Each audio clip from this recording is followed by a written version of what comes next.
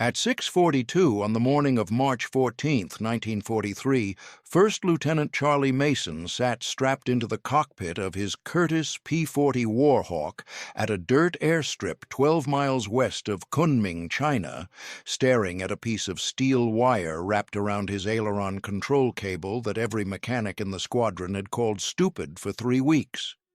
29 years old, former crop duster from Kansas, 73 combat missions flown, 0 modifications to his aircraft that anyone had taken seriously.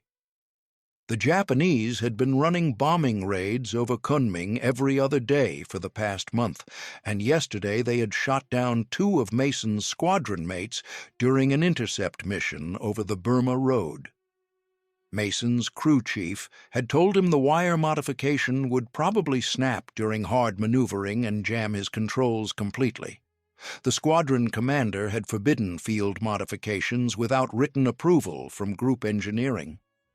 The other pilots in the Flying Tigers called Mason's wire "fix a Band-Aid on a broken leg."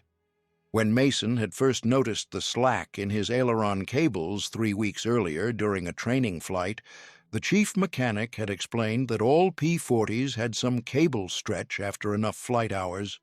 It was normal, nothing to worry about, within acceptable tolerances. Mason disagreed.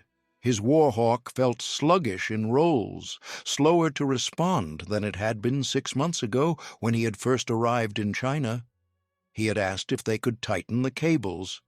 The mechanic said they could requisition new cables from Karachi, estimated delivery time 4 to 6 weeks, assuming the transport planes were not diverted for higher priority cargo. Mason asked if there was a faster solution. The mechanic said there was not. Mason found his own solution. He took a 3-foot length of steel wire from a cargo pallet, wrapped it around the aileron control cable near the wing root, and twisted it tight with a pair of pliers. The modification took him 11 minutes.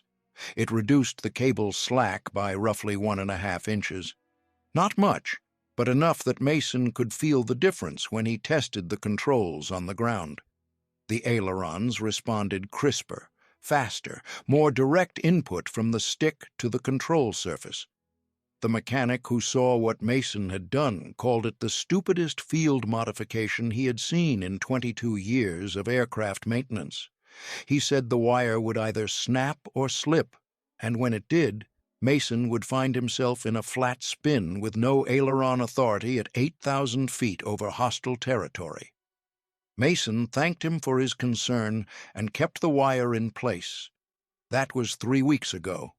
Since then, Mason had flown 19 combat missions with the wire modification in place. The wire had not snapped, it had not slipped, and Mason's P-40 was rolling faster than any other Warhawk in the squadron. Nobody else noticed. The difference was small, maybe a quarter-second faster into a full deflection roll. Not enough to show up on a stopwatch during ground testing, but enough to matter in combat when a Japanese Zero was pulling lead for a deflection shot and you needed to brake hard left right now, not a quarter-second from now. Mason had used that quarter-second advantage twice in the past 3 weeks. Both times he had broken a Zero's firing solution by rolling into a split S before the enemy pilot could track him. Both times, his wingman had remarked over the radio that Mason's brake had been impossibly fast. Both times, Mason had said nothing about the wire. The squadron operated from a dirt strip the Chinese called Yangkai Airfield, 12 miles west of Kunming in Yunnan Province. The base had been constructed in 6 weeks by 10,000 Chinese laborers using hand tools and wicker baskets. The runway was 4,800 feet of packed earth that turned to mud when it rained and created dust clouds when it did not rain. There were no hangars, no revetments, just a row of P-40 Warhawks parked wingtip to wingtip along the south side of the field. The Flying Tigers had been operating in China since late 1941, originally as the American Volunteer Group under Claire Chennault. By March of 1943, the AVG had been dissolved and reformed as the 23rd Fighter Group under official U.S. Army command. The mission had not changed. Protect the Burma Road supply route, intercept Japanese bombers attacking Allied bases, and engage enemy fighters whenever possible. The P-40 Warhawk was not the best fighter aircraft in the theater. The Japanese Mitsubishi A6M Zero was faster in a climb, more maneuverable in turns, and had a better rate of roll at low speeds. The Zero could outturn a P-40 in any sustained horizontal fight. Chennault had taught his pilots to avoid turning fights with Zeros, use the P-40's advantages, high-speed diving attacks, better high-altitude performance, heavier firepower, and superior structural strength. Boom and zoom tactics. Dive in, take your shot, extend away, climb back to altitude, repeat. Never try to turn with a Zero. Mason understood the doctrine. He followed it. But there were situations where doctrine did not apply, moments in combat where you could not extend away because there were 12 Zeros between you and safety, moments where you had to turn because the alternative was dying. In those moments, every fractional advantage mattered.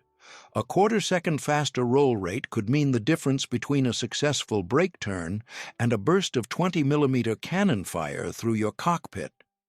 Mason's mission briefing on the morning of March 14th was straightforward. 4-ship patrol along the Burma Road between Kunming and the Salween River Gorge, altitude 12,000 feet, duration 2 hours, return to base before fuel state became critical. The mission was a routine patrol, no specific intelligence about Japanese activity, just eyes in the sky to deter enemy bombers and provide early warning if the Japanese decided to run another raid over Kunming. Mason would fly as element lead in the second section. His wingman was Second Lieutenant Bobby Hayes, 22 years old, recent replacement pilot with 16 combat missions and a tendency to lose sight of his lead during hard maneuvering. The flight lead was Captain Jim Decker, 34 years old, former airline pilot, solid tactician, conservative decision-maker. Decker's wingman was First Lieutenant Ray Cooper, 26 years old, aggressive pilot, good shooter, sometimes flew too close to his lead. The 4 pilots walked to their aircraft at 6:15. The sun was just breaking over the mountains to the east. The morning air was cool, 54 degrees, light wind from the northwest. Mason performed his pre-flight inspection, checking control surfaces, fuel caps, oil levels, propeller blades, landing gear struts. Everything looked good. He climbed into the cockpit and strapped in, shoulder harness tight, lap belt snug, parachute buckles secure. The crew chief helped him connect his oxygen hose and radio cord. Mason ran through his checklist. Fuel selector on main tank, mixture rich, propeller full increase, throttle cracked 1 inch, magnetos off, battery on. He primed the engine with 6 strokes and called clear. The crew chief pulled the propeller through 2 complete revolutions to clear any oil from the lower cylinders. Mason set the magnetos to both, engaged the starter, and the Allison V1710 engine coughed twice and roared to life. 1,200 horsepower turning a 3-blade propeller, 11 feet in diameter. The engine sound was deep, mechanical, powerful. Mason let the engine warm up for 3 minutes while he checked his instruments. Oil pressure 60 pounds, oil temperature rising through 100 degrees, coolant temperature climbing normally, fuel pressure steady. He tested his flight controls, moving the stick full forward, full aft, full left, full right. The ailerons responded smoothly. He could feel the difference the wire modification made. A slightly firmer resistance, less slop in the system. He tested his rudder pedals and elevator trim. Everything felt normal. At 6:38, Captain Decker called for taxi. The four P-40s rolled onto the runway in pairs, Decker and Cooper first, Mason and Hayes second. Decker ran his engine up to full power, released brakes, and started his takeoff roll. Cooper followed 15 seconds later. Mason advanced his throttle to 48 inches of manifold pressure and felt his Warhawk accelerate down the dirt strip. At 90 miles per hour, he pulled back on the stick, and the P-40 lifted off. He raised his landing gear, trimmed for climb, and throttled back to climbing power. Hayes joined on his right wing, slightly high, slightly aft. The four-ship flight climbed southwest toward the Burma Road, ascending through scattered clouds at 7,000 feet and breaking into clear air at 9,000 feet. The sky was brilliant blue, visibility unlimited. Mason could see the mountains stretching south toward Burma, ridge after ridge fading into the distance. At 12,000 feet, Decker leveled off, and the formation spread into combat spread. Two elements separated by 1,000 feet of lateral spacing, each element consisting of a lead and wingman separated by several hundred feet. This formation allowed mutual support while giving each pilot room to maneuver if they encountered enemy aircraft. The patrol proceeded southwest along the Burma Road, following the winding supply route that connected Burma with China through some of the most difficult terrain in Asia. The road was visible below, a thin brown line cutting through green jungle and gray mountains. Mason scanned the sky constantly, quadrants, high to low, left to right, checking his 6 o'clock, checking his wingman's 6, looking for the small dots that would indicate enemy aircraft. If you are someone who appreciates the ingenuity and courage it took for men like Charlie Mason to survive against impossible odds, please hit that like button right now. You see, every like tells YouTube that this story matters, that these forgotten heroes deserve to be remembered. These men did not have the luxury of advanced technology or overwhelming numbers. They had to improvise, adapt, and outthink an enemy that often had better equipment. When you hit that like button, you are helping us share their stories with people who need to hear them, people like you who understand that sometimes the smallest details, a piece of wire, a field modification nobody believed in, can make all the difference between life and death. And if you have not subscribed yet, please do it now. We are bringing you these stories every single day. Stories that the history books overlooked, stories about real Americans who faced real danger and found real solutions. Subscribe and turn on notifications so you never miss another one. Back to Mason. At 7:14, Mason heard Decker's voice crackle over the radio. "Bandits, 10 o'clock high, Angels 15, count 8, correction, count 12. Mason snapped his head left and looked up. He saw them immediately, 12 dark specks against the blue sky at roughly 15,000 feet, 3,000 feet above the P-40 formation. The specks were growing larger, descending, turning toward the American fighters. Mason recognized the silhouette. Mitsubishi A6M Zeros. 12 against 4, not good odds. Decker called the engagement. "Right hand turn. Maintain formation, let them commit." The four P-40s turned right, maintaining their altitude and speed, watching the Japanese fighters descend. This was standard defensive doctrine. Do not climb to meet enemy fighters who have altitude advantage. Make them come down to you, force them to spend their energy in the dive, then use the P-40's superior high-speed performance to extend away. The Zeros descended rapidly, splitting into two groups. 6 Zeros angled toward Decker and Cooper. 6 Zeros angled toward Mason and Hayes.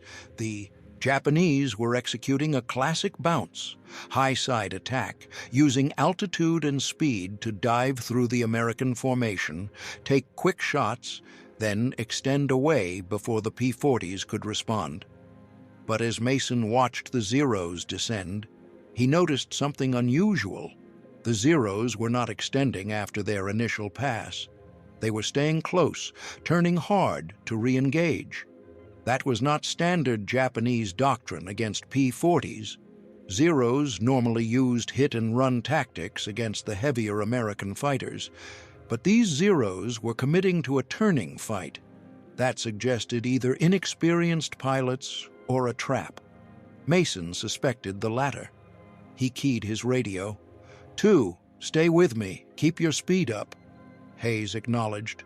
The 6 Zeros attacking Mason's element came screaming down from above, closing at a combined speed of over 400 miles per hour. Mason could see their wing-mounted 20mm cannons and fuselage-mounted machine guns. He waited until the Zeros were within 800 yards, then broke hard left, rolling inverted and pulling into a split S. The maneuver was violent, sudden, designed to create an impossible deflection angle for the attacking Zeros. Mason's P-40 rolled faster than it should have, the wire-tightened aileron cables responding with almost no lag. He pulled 4 Gs in the split S, the horizon spinning overhead as his Warhawk arced downward. He heard Hayes call that he was following. Mason pulled out of the split S at 8,000 feet, now heading north at high speed, separated from Decker and Cooper by several miles. He checked his 6 o'clock and saw 4 Zeros pursuing. The other 2 Zeros had apparently gone after Hayes. Not good. Mason had hoped the split S would break contact entirely, but these Japanese pilots were staying with him. He firewalled his throttle and began a shallow climb, converting speed into altitude. The P-40 climbed well at high speeds, better than the Zero. But Mason could not outclimb 4 Zeros. He needed a different solution. The 4 Zeros spread out behind him, too high, too low, setting up for a bracket attack. Mason recognized the tactic. The high Zeros would force him to dive to avoid their fire. The low Zeros would be waiting to intercept his dive. Classic pincer. This was a textbook Japanese maneuver, one they had perfected against Chinese and early American fighters. The tactic worked because most pilots would react predictably, diving when attacked from above, climbing when attacked from below. The Japanese pilots had learned to anticipate these reactions and position themselves accordingly. But Mason was not planning to be predictable. Mason continued his climb, letting the Zeros close to within 600 yards. He could see them clearly now, the distinctive round engine cowlings, the long canopies, the red circles on their wings. He counted seconds in his head, waiting for the exact moment when the Zeros would commit to their attack run. At 500 yards, the high Zeros tipped over into their dive. That was the moment Mason was waiting for.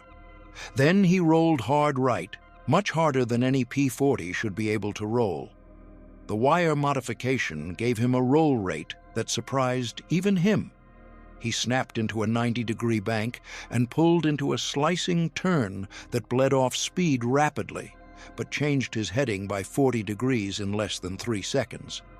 The G-forces pinned him against his seat, his vision narrowing to a tunnel as blood drained from his head. He heard the strain in the airframe, felt the controls grow heavy as airspeed bled off. But the maneuver worked. The high Zeros overshot. They had been expecting a gentler turn, a longer tracking opportunity, the kind of wide, sweeping turn that a standard P-40 would execute. Mason's sudden direction change put them out of position. They pulled up, trying to regain altitude advantage, their pilots no doubt confused by what they had just witnessed. A P-40 should not roll that fast. The low Zeros climbed to intercept Mason's new heading, their pilots adjusting their attack angle to compensate for Mason's unexpected maneuver. They were good pilots, experienced, adaptive, but they were still expecting a P-40 to behave like a P-40. Mason reversed his turn, rolling left this time, another impossibly fast aileron response. His hands moved the stick with practiced precision, knowing exactly how much deflection to apply, exactly how much rudder to coordinate. The wire-tightened cables transmitted his inputs with minimal lag, the ailerons responding as if they were extensions of his own arms. He pulled into another slicing turn, bleeding more speed but changing direction again. The low zeros overshot. Mason now had all 4 zeros out of position, some high, some low, none with a good firing solution. But he also had almost no airspeed left. His P-40 was mushing along at barely 160 miles per hour, dangerously close to stall speed. The Zeros recovered quickly and began repositioning for another attack. Mason pushed his nose down to regain speed and dove toward a cloud layer at 6,000 feet. He needed separation, needed time to regroup. As he dove, he saw something that made his stomach tighten. More Zeros, 16 of them climbing from below. The original 12 Zeros had been bait. The real attack force was the 16 climbing from low altitude. Mason had just flown directly into their trap. He was now alone, separated from his flight, at low altitude, low speed, surrounded by 20 Zeros. He keyed his radio. "Bandit, Bandit, Massive Con, Angel 6, over the gorge. I'm engaged. Request support." Decker's voice came back strained. "Can't help you, Charlie. We're engaged heavy. 8 on 2. Break off and extend west." But Mason could not extend west. There were Zeros west. There were Zeros north. There were Zeros above and below. He was in the middle of a 20-plane swarm with no way out except through them. He made his decision. If he could not extend, he would fight. And if he was going to fight 20 Zeros in a turning engagement, he would need every advantage his wire modification could give him. Mason rolled hard left into the nearest Zero, a head-on attack that forced the Japanese pilot to brake first. The Zero broke right. Mason snapped his P-40 into a right turn, following, pulling 6 Gs, his vision graying at the edges from the blood draining from his head. The wire-tightened ailerons let him roll into the turn faster than the Zero pilot expected. Mason got his nose pointed at the Zero for a brief second and fired a 2-second burst from his .650 caliber machine guns. Tracers arced toward the Zero. Some rounds hit the wing root. The Zero rolled away, smoking. Mason reversed his turn, rolling left this time, pulling into another hard break as 2 more Zeros dove at him from above. He could feel the wire modification making a difference. Every control input was immediate, no slop, no delay, the ailerons responding like they were directly connected to his hands instead of routed through 20 feet of cable. He rolled right, then left, then right again, a series of barrel rolls that kept the Zeros from establishing a tracking solution. But he was burning energy fast. Every hard turn bled airspeed. His P-40 was down to 140 miles per hour. The engine was screaming at full power, but he was barely staying ahead of a stall. 3 Zeros positioned themselves ahead of him, blocking his escape route. Mason pulled into a vertical climb, using his last reserves of speed to gain altitude. The P-40 climbed steeply, engine roaring, airframe shuddering. Mason held the climb until his airspeed dropped below 100 miles per hour, then kicked right rudder and let the P-40 fall off into a hammerhead turn. The maneuver was risky in a P-40, but Mason had practiced it dozens of times. The Warhawk pivoted around its vertical axis and dove back toward the Zeros below.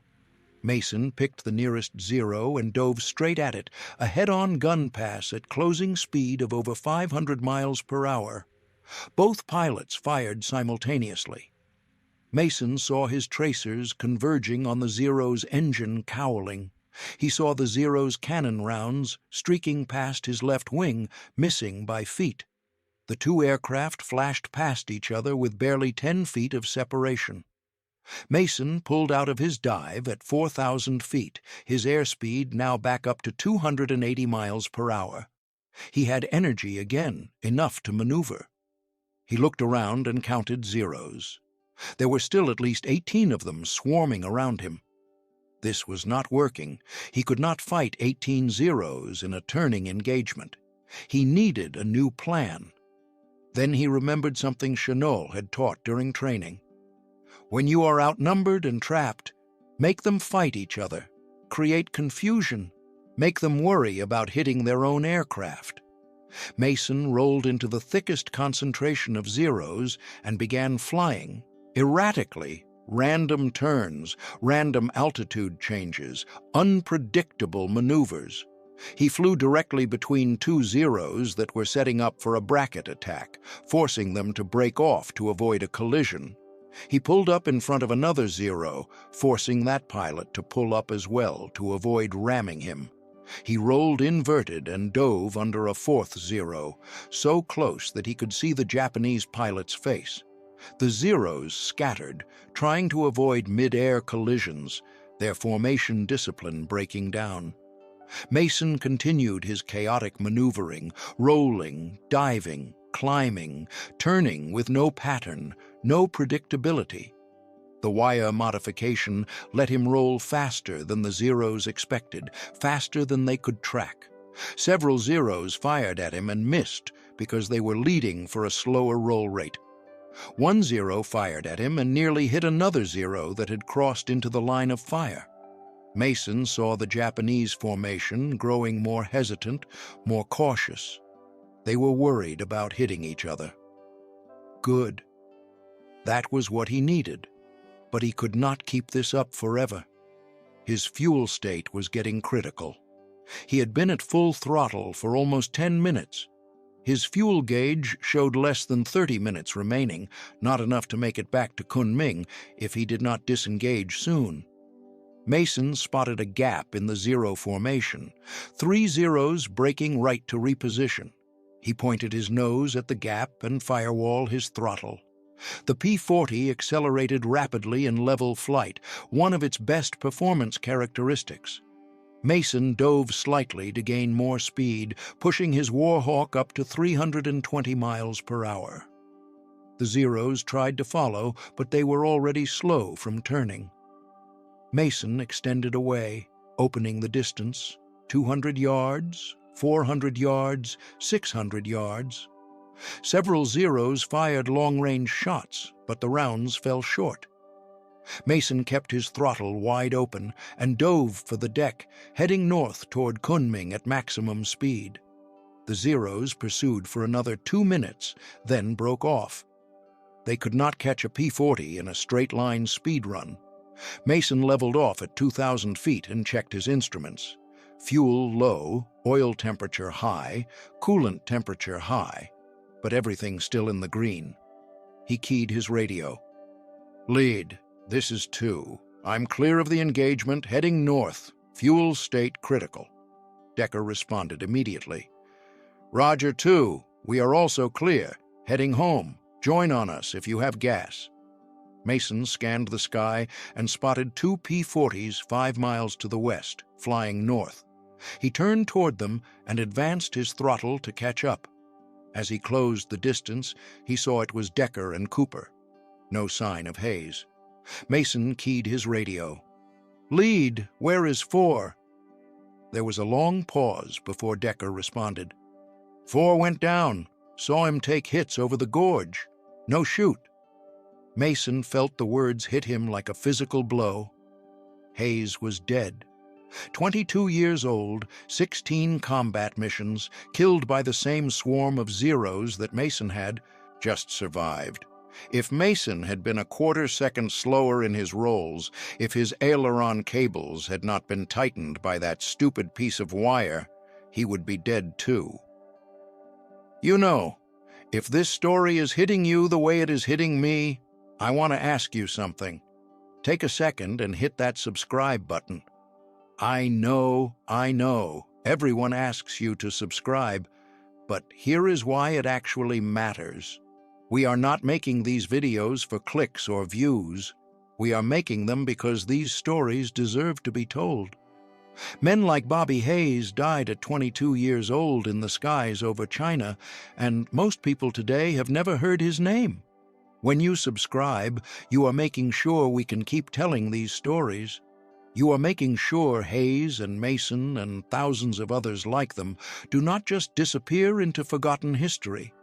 We put everything we have into researching these stories, finding the details that make them real, the piece of wire, the control cable, the moment when a field modification nobody believed in saved a man's life. Subscribe so we can keep doing this. Turn on notifications. Be part of keeping their memory alive. Back to Mason. The three P-40s landed at Kunming at 9:17, 2 hours and 39 minutes after takeoff.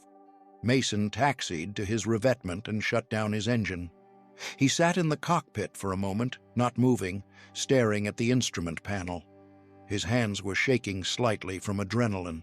His flight suit was soaked with sweat despite the cool morning air. The crew chief climbed onto the wing and helped him unstrap. Mason climbed out and stood next to his P-40, looking at the aircraft. There were 3 small holes in the left wing where Japanese machine gun rounds had punched through the aluminum skin. 6 inches to the right, and those rounds would have hit the fuel tank. Mason walked around the aircraft, inspecting the damage. The crew chief followed, making notes.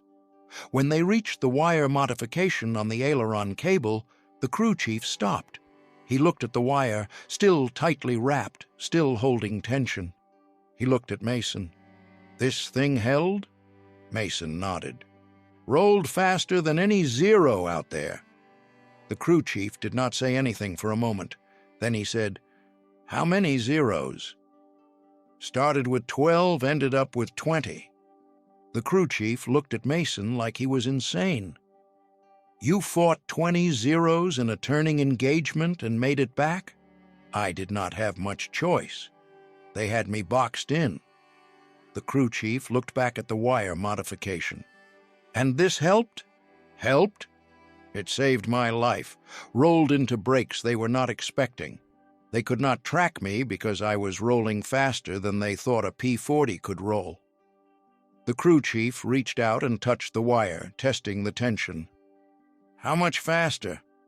"Maybe a quarter second into full deflection." The crew chief shook his head. "A quarter second does not sound like much. It is everything when a Zero is pulling lead for a snapshot.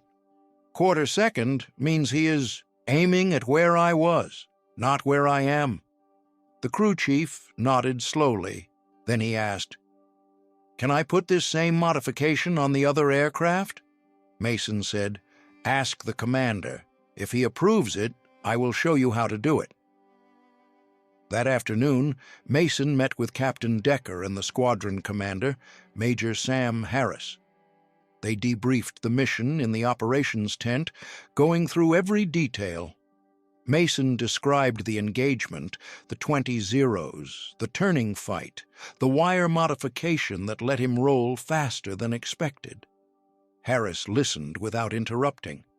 When Mason finished, Harris asked, "You are telling me you survived a 20 versus 1 engagement because of a piece of wire wrapped around your aileron cable?" Mason said, "I am telling you the wire modification gave me a faster roll rate, and that faster roll rate kept me alive. Whether that means we should modify the other aircraft is your decision, sir." Harris looked at Decker. "What do you think?" Decker said, "I think Mason is the best pilot in the squadron, and he just survived something that should have killed him 10 times over. If he says the wire helped, I believe him." Harris turned to the chief mechanic, who had been standing at the back of the tent. "Is this modification safe?" The mechanic said, "I told Lieutenant Mason 3 weeks ago it was stupid and dangerous. I still think it is stupid, but it has not failed in 3 weeks and 19 combat missions, so maybe it is less dangerous than I thought." Harris made his decision. "Put the modification on every P-40 in the squadron. If it fails, we stop. If it works, we keep it. Mason, you will supervise the installation and train the mechanics on the procedure." The modification was installed on all 12 operational P-40s in the squadron over the next 2 days. Each installation took approximately 15 minutes. 3 feet of steel wire, wrapped tightly around the aileron control cable near the wing root, twisted and secured with a lock nut. The modification reduced cable slack by an average of 1.5 inches and improved aileron response by an estimated quarter second. Not much on paper, but significant in combat. On March 19th, 5 days after Mason's engagement with 20 Zeros, the squadron intercepted a formation of 18 Japanese bombers escorted by 12 Zeros over the Burma Road. The ensuing dogfight lasted 23 minutes. The P-40s shot down 6 bombers and 3 Zeros. 0 American losses. The after-action reports from multiple pilots mentioned that their aircraft were rolling faster than expected, faster than the Zeros could track. The Japanese pilots appeared confused by the improved maneuverability of the P-40s.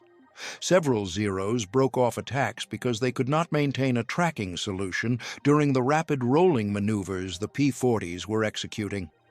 On April 2nd, the squadron engaged a force of 24 Zeros in a massive dogfight over Kunming.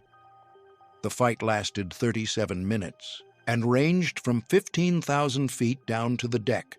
It was one of the largest air battles the squadron had participated in, a swirling melee of fighters turning, diving, climbing, firing, breaking away, re-engaging. The sky was filled with tracers, smoke trails, aircraft maneuvering at the edge of their performance envelopes. Mason flew in this engagement as flight lead, commanding a 4-ship element. His job was not just to fight, but to coordinate, to keep his formation together, to direct attacks and breaks, to maintain situational awareness while also engaging targets himself. It was the hardest kind of flying, requiring him to split his attention between his own aircraft, his wingmen, the enemy fighters, and the overall tactical situation. The wire modification made a difference here, too, not just in his own survival, but in his ability to lead effectively. Because his P-40 could roll faster than expected, Mason could execute maneuvers that would have been impossible with standard aileron response. He could brake hard to defend a wingman, roll into a firing position on an enemy fighter, and roll back out before other enemies could track him. His wingmen learned to follow his lead closely because Mason could do things with his P-40 that they could not quite replicate with theirs, even though they all had the same modification installed. It was not just the hardware, it was the skill, the understanding of exactly how far the aircraft could be pushed, exactly when to apply control inputs, exactly how to manage energy in a knife-edge turning fight. The P-40s shot down 9 Zeros. 2 P-40s were damaged but made it back to base. Again, 0 losses. Again, multiple pilots reported that the improved roll rate from the wire modification had been critical in breaking enemy firing solutions. The Japanese pilots seemed increasingly frustrated by the P-40's improved maneuverability. Several Zeros broke off attacks and withdrew from the engagement entirely, their pilots apparently unwilling to continue fighting aircraft that were not behaving as they expected. By the end of April, the squadron had flown 42 combat missions with the wire modification installed on all aircraft. Combat effectiveness had increased measurably. Shoot-down ratios improved, loss rates decreased, pilot confidence increased. The modification was no longer called stupid, it was called standard.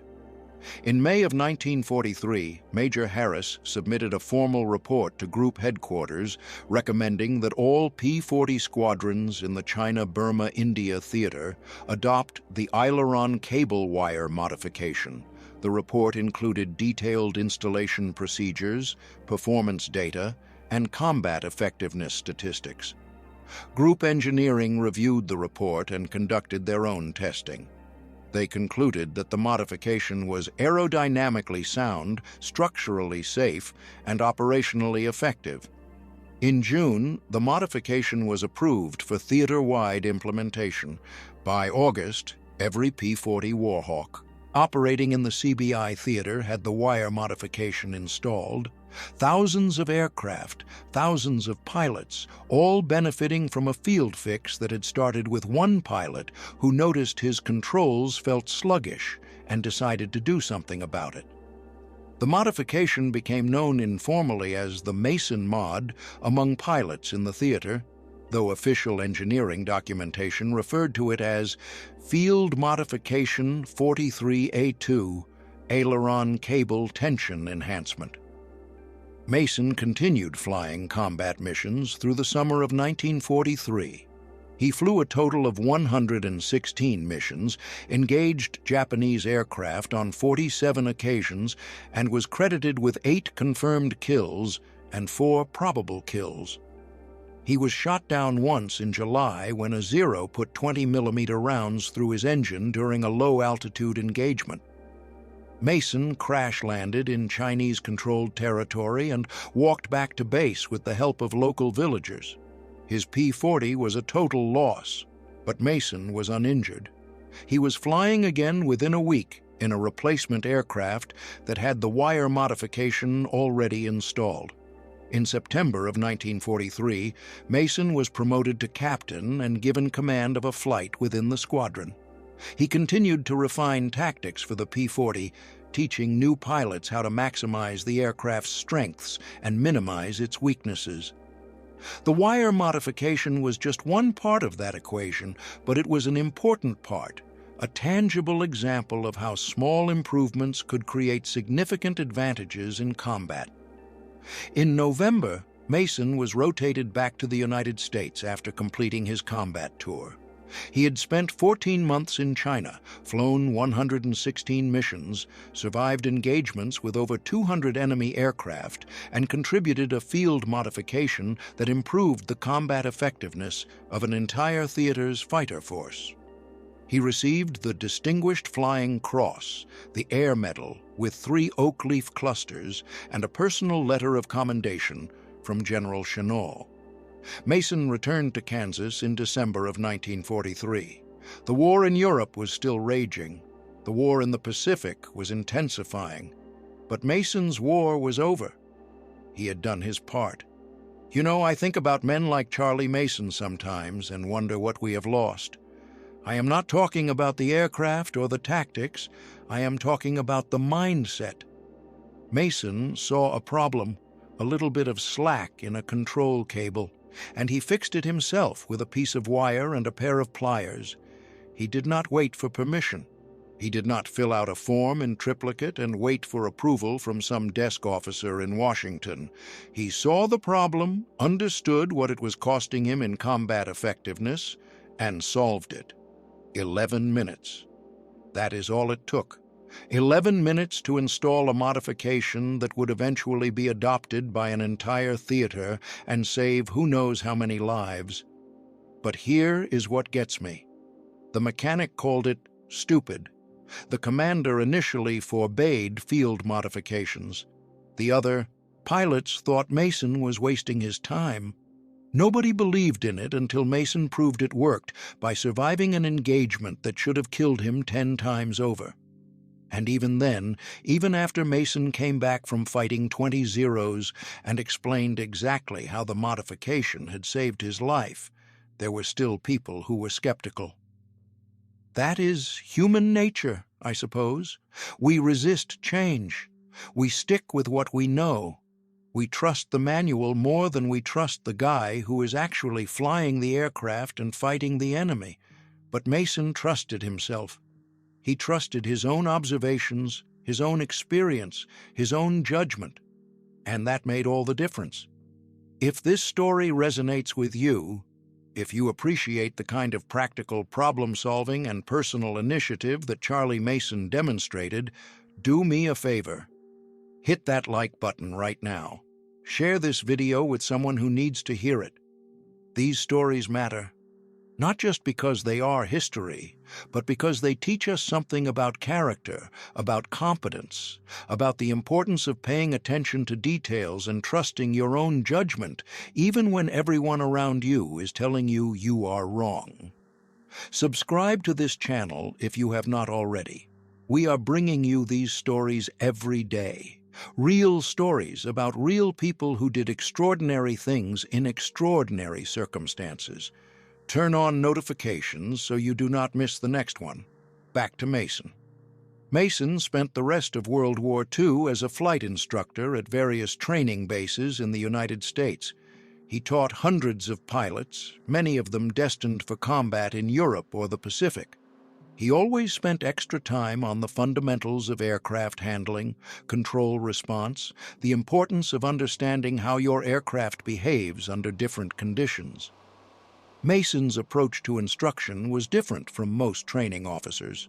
He did not just teach by the manual. He encouraged his students to question, to experiment within safe parameters, to develop their own understanding of how aircraft behaved. Some of his fellow instructors thought this was dangerous, that students should follow procedures exactly as written without deviation. But Mason believed that rigid adherence to procedures, without understanding the underlying principles, created pilots who could follow checklists but could not adapt when something unexpected happened. And combat was full of unexpected things. He told his students about the wire modification, not because he wanted credit for inventing it, but because he wanted them to understand a larger principle. Your aircraft is a tool. Tools can be improved. Pay attention to how the tool works. If something feels wrong, investigate. If you can make it better, make it better. Do not wait for someone else to solve problems you can solve yourself. He explained that most innovations in aviation had come from pilots and mechanics working together to solve practical problems, not from engineering departments working in isolation. The best modifications were often the simplest ones, developed in the field by people who were actually using the equipment under operational conditions. Some of his students dismissed this advice. They wanted to learn aerobatics and gunnery. They did not care about control cable tension or field modifications. They thought Mason was wasting their time with philosophy when he should be teaching them how to shoot down enemy aircraft. But some of them listened. Some of them took the lesson to heart. And some of them went on to make their own field modifications, their own improvements, their own contributions to the war effort. Mason heard stories, later in the war and after the war ended, about students of his who had modified their aircraft in various ways. One student had redesigned the gun sight mount on his P-51 to reduce vibration. Another had modified the seat position in his P-47 to improve visibility over the nose during landing. Another had changed the fuel mixture settings on his B-24 to increase range on long missions over the Pacific. These were not revolutionary changes. They were small improvements, incremental modifications, the kind of thing that maintenance manuals would eventually incorporate after enough pilots reported the same issue. But the students had not waited for the manuals to be updated. They had identified problems and solved them, just as Mason had taught them to do. After the war ended in 1945, Mason left the Army Air Forces and returned to civilian life. He bought a crop dusting business in central Kansas and flew agricultural missions for the next 32 years.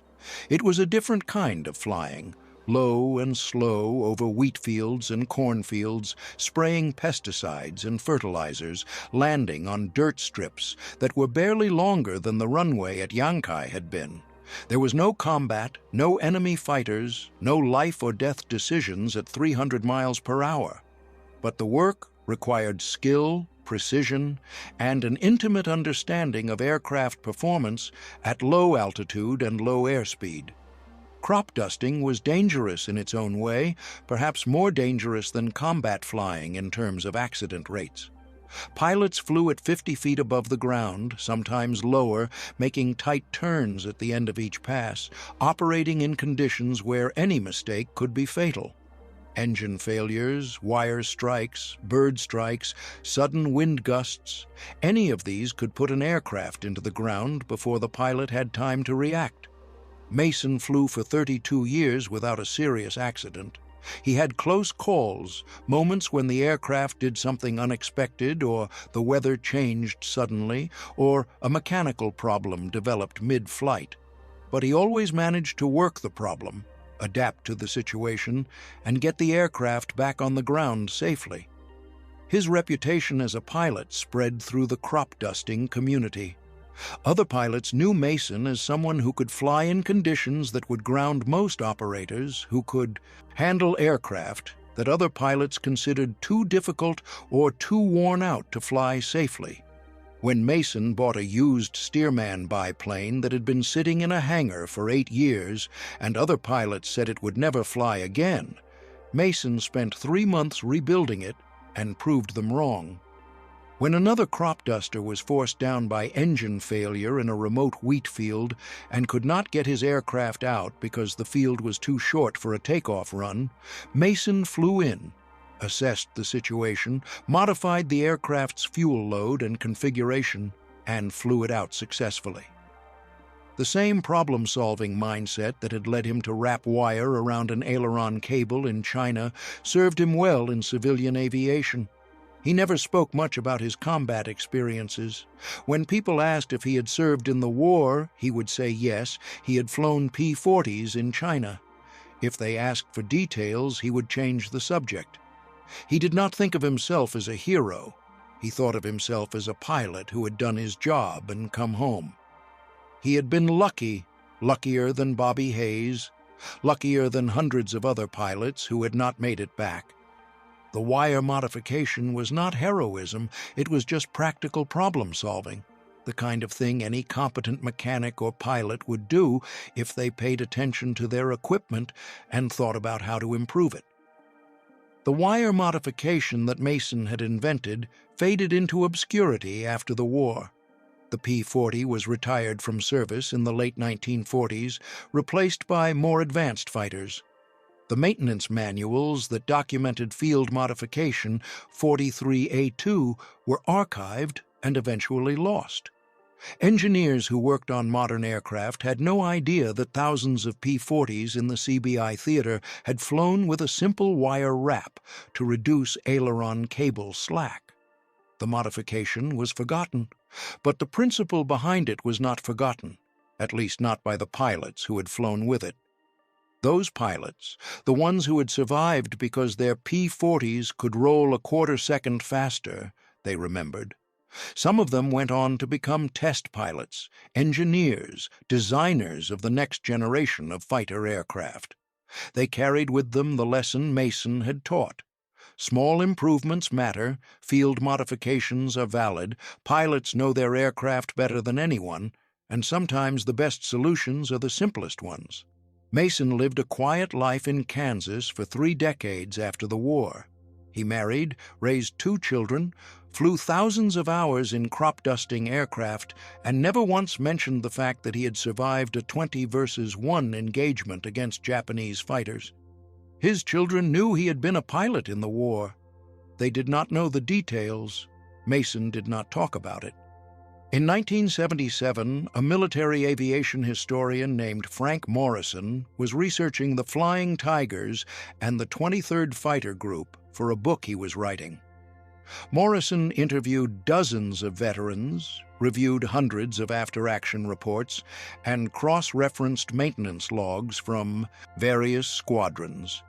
He came across multiple references to field modification 43A2 in documents from the summer of 1943. The references were brief, technical, mostly focused on installation procedures and inspection intervals. But one document stood out. It was Major Harris's original report recommending theater-wide adoption of the modification. The report included a detailed narrative of how the modification had been developed, tested, and proven in combat. The narrative mentioned Lieutenant Mason by name and described his engagement with 20 Zeros on March 14, 1943. Morrison tracked down Mason through military records and contacted him by phone.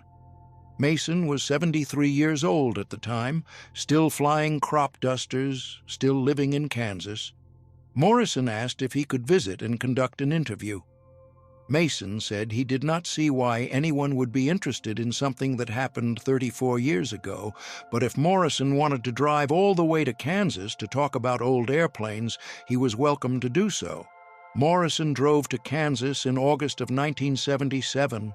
He spent 2 days interviewing Mason, going through every detail of the wire modification, the engagement with the Zeros, the subsequent adoption of the modification throughout the theater. Mason was reluctant to talk at first, but Morrison was persistent. He explained that the story was not just about one pilot or one engagement. It was about innovation, problem-solving, the contributions that individual soldiers made to the war effort. Stories like Mason's needed to be preserved before all the men who had lived them were gone. Mason agreed to the interview. He answered Morrison's questions, provided technical details, described the combat engagements as best he could remember. His memory was sharp. He could still recall the altitude, airspeed, and G-forces of maneuvers he had executed 34 years earlier. He remembered the sound of Japanese cannon fire, the smell of cordite, the feeling of his P-40 rolling faster than it should have been able to roll because of a piece of wire wrapped around a control cable.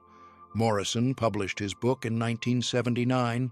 The book was titled Innovation Under Fire: Field Modifications in the China-Burma-India Theater. It was a niche publication aimed at military historians and aviation enthusiasts.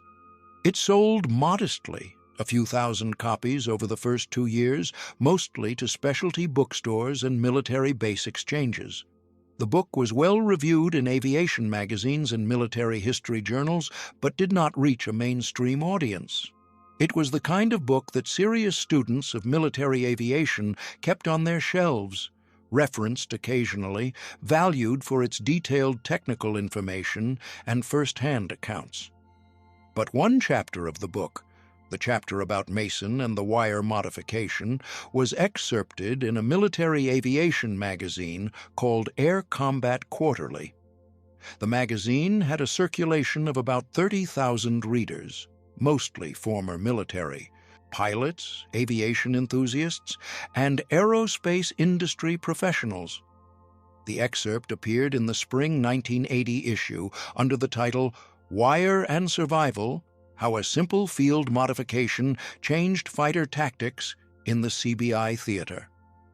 That excerpt caught the attention of several aerospace engineers who were working on the next generation of fighter aircraft.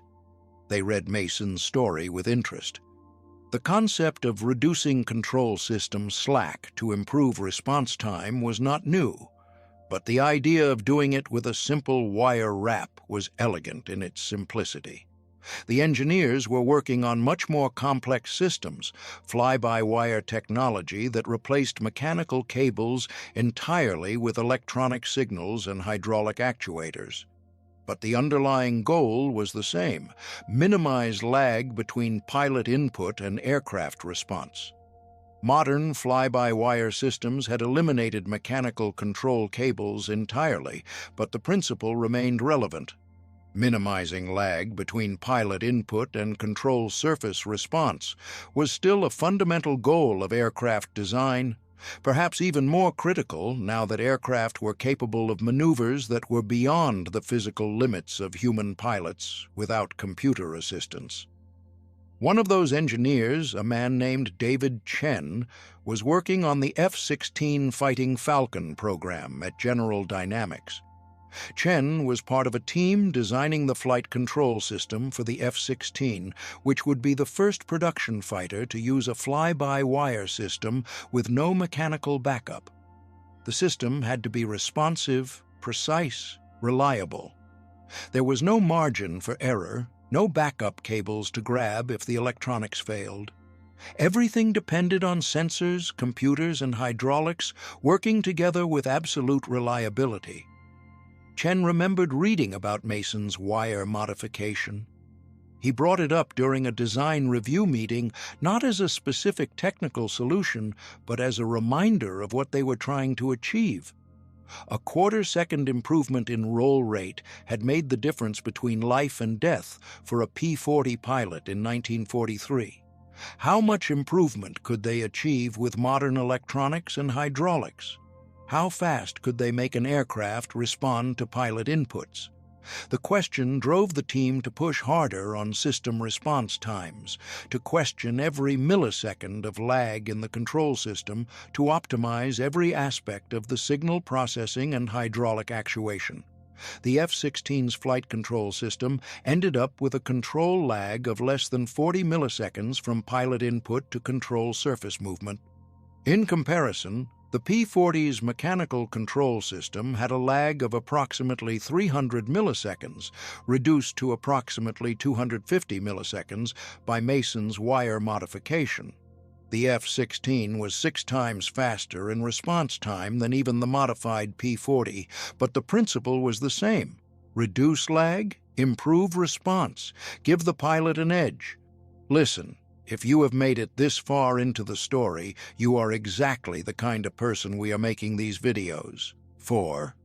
You appreciate the details. You understand that history is not just dates and battles.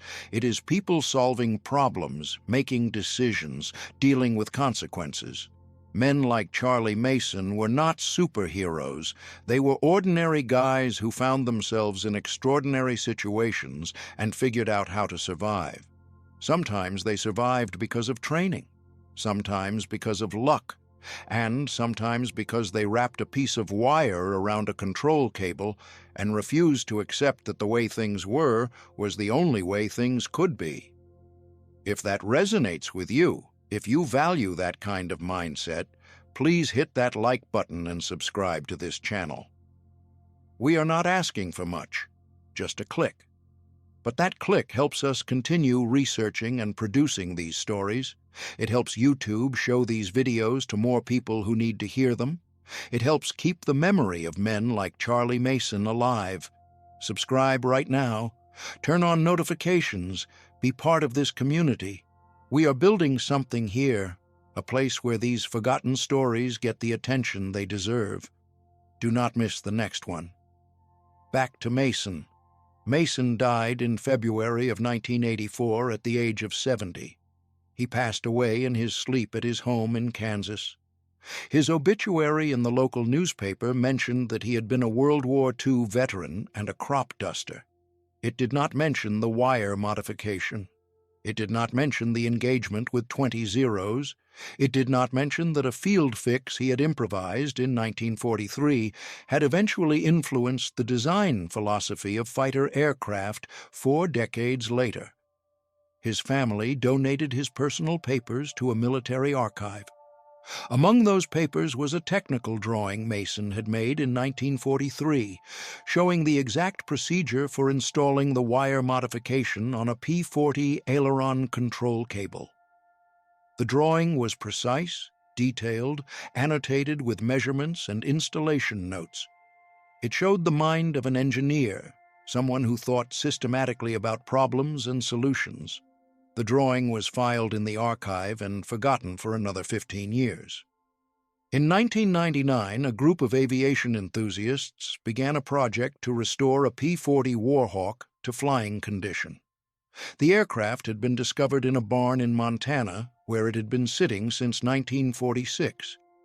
The airplane was in rough shape, weathered by decades of neglect, covered in dust, bird droppings, and the accumulated debris of half a century.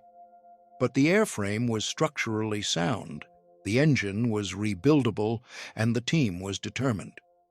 The restoration would take 2 years and cost over $400,000, funded entirely by donations from aviation enthusiasts and history buffs who believed the aircraft deserved to fly again. The restoration team wanted to make the aircraft as authentic as possible, matching the configuration that P-40s had flown in combat. This meant researching original specifications, tracking down period-correct parts, studying maintenance manuals and field modification bulletins from the war years. The team consisted of retired aircraft mechanics, amateur historians, and volunteers who donated thousands of hours of labor. They stripped the aircraft down to its basic structure, inspecting every component, replacing corroded parts, rebuilding the engine from the ground up. One of the team members, a retired Air Force mechanic named Tom Bradley, was responsible for researching technical modifications that had been commonly applied to P-40s in various theaters of operation. Bradley spent months going through archives, reading after-action reports, studying maintenance logs. He came across Mason's technical drawing while researching period-correct modifications at a military archive in Washington. The drawing was tucked into a folder labeled CBI Theater Field Modifications 1943-1944, one document among hundreds. But Bradley recognized the value of the modification immediately. He showed it to the rest of the restoration team. They debated whether to install it. Some team members argued that the modification was too obscure, not well documented enough to be considered standard. Others argued that the modification had been used on thousands of aircraft in the CBI theater and absolutely should be included in an authentic restoration. The debate lasted several weeks, with team members researching additional documentation, contacting historians, trying to determine how widespread the modification had actually been. Finally, they found Harris's original report recommending theater-wide adoption. That settled the debate. They decided to install it. The restoration was completed in 2001. The P-40 flew again for the first time in 55 years. The aircraft was configured exactly as it would have been in 1943, including the wire modification on the aileron control cables. The test pilot who flew the restored P-40 reported that the controls were crisp and responsive, noticeably better than other P-40s he had flown. He did not know if that was due to the wire modification or just good restoration work, but the aircraft handled beautifully. That restored P-40 is still flying today. It appears at air shows across the United States, painted in the markings of the 23rd Fighter Group. The aircraft's information placard mentions that it includes Field Modification 43A2, the Mason wire modification to aileron control cables. Most people who see the aircraft at air shows do not read the placard. They are more interested in watching the P-40 fly, hearing the sound of the Allison engine, seeing the shark-mouth nose art. The aircraft is beautiful in flight, powerful, aggressive, unmistakably a warbird from another era. When it performs at air shows, the pilot usually demonstrates the P-40's capabilities with a series of aerobatic maneuvers, loops, rolls, high-speed passes, victory rolls. The crowd watches and applauds, enjoying the spectacle, the noise, the living history. But occasionally someone reads the placard.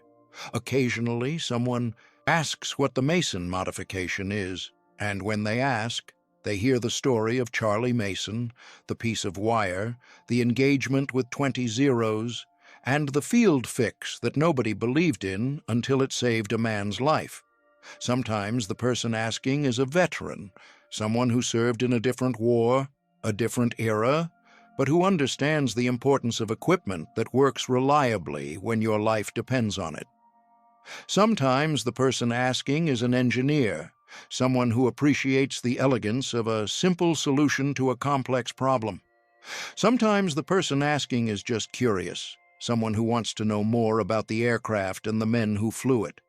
Whoever they are, they usually walk away with a new appreciation for the details that matter, the small modifications that make big differences, the courage it takes to trust your own judgment when everyone around you is skeptical. The story of Charlie Mason and his wire modification is not a story about technology. It is a story about problem solving, about trusting your own observations, about the courage to try something new when everyone around you is telling you it will not work. Mason could have accepted the chief mechanic's explanation that cable slack was normal and nothing to worry about. He could have waited for new cables to be requisitioned from Karachi. He could have flown his P-40 exactly as it was, sluggish ailerons and all, and hoped that superior tactics would be enough to keep him alive. But he did not do any of those things. He saw a problem. He thought about the problem. He devised a solution. He tested the solution. He proved the solution worked. And when the moment came, when he was alone at low altitude with 20 Zeros swarming around him, that solution made the difference between survival and death. The modification itself was trivial. 3 feet of steel wire, 11 minutes of work. But the mindset behind it was not trivial. The willingness to question accepted norms, to experiment, to take personal responsibility for improving the tools you depend on, that mindset is what separates people who merely endure difficult circumstances from people who overcome them. Mason did not invent a new aircraft. He did not develop revolutionary tactics. He did not win the war single-handedly. What he did was pay attention to a detail that everyone else had dismissed, and he did something about it. That is the lesson. Not that wire modifications are important, but that details are important. Attention is important. Initiative is important. The belief that you can make things better, even in small ways, even when everyone around you is skeptical, that belief is important. Mason carried that belief with him through 116 combat missions. He carried it through 32 years of crop dusting. He carried it through a quiet life in Kansas where nobody knew what he had done or what he had survived. And in the end, that belief outlived him. It influenced aircraft designers who never met him. It inspired aviation enthusiasts who restored a P-40 60 years after the war ended. It reached across decades to teach new generations the same lesson Mason had learned in the skies over China in 1943. Small improvements matter. Field modifications are valid. Trust your own judgment, and sometimes the simplest solution is the best solution. If you are still watching, if you have stayed with this story all the way to the end, thank you. Thank you for caring about these stories. Thank you for giving your time and attention to the memory of a man who did extraordinary things in extraordinary circumstances, and then went home and lived an ordinary life and never asked for recognition. That is the kind of heroism we need to remember. Not the guy who wants a medal, but the guy who just does the job, solves the problems, makes things better, and moves on. If this story meant something to you, hit that like button one more time. Subscribe to this channel if you have not already. Turn on notifications. Share this video with someone who needs to hear it. Leave a comment and let us know where you are watching from. Whether you have a connection to the Flying Tigers, whether someone in your family served, or whether you just appreciate good stories about good men. We are building a community here, a community of people who believe these stories matter. Be part of it. We will see you in the next video.